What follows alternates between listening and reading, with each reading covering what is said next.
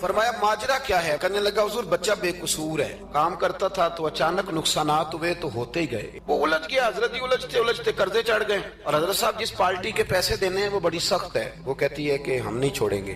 حضرت عبداللہ ابن مبارک رحمۃ اللہ تعالیٰ علیہ فرمانے لگے پیسے کتنے؟ کہنے لگا 50,000 دینار، آپ سمجھ لیں کہ 5 کروڑ روپیہ۔ حضرت عبداللہ ابن مبارک رحمۃ اللہ علیہ فرمانے لگے اگر تو میری ایک شرط پوری کرے تو میں پیسے دے دیتا ہوں۔ اس نے کہا حضور 50,000 دینار ہیں، فرمایا میں نے سن لیا ہے پر میری شرط پوری کر۔ اس نے کہا حضور وہ کیا؟ آپ فرمانے لگے اس نوجوان کو بتانا نہیں اس کے پیسے کس نے دیے، پیسے میں دے دیتا ہوں۔ اس نے کہا حضرت جی اسے نہیں بتانا۔ آپ فرمانے لگے اس کے لیے نہیں دینے، میں نے اللہ کی رضا کے لیے دینے۔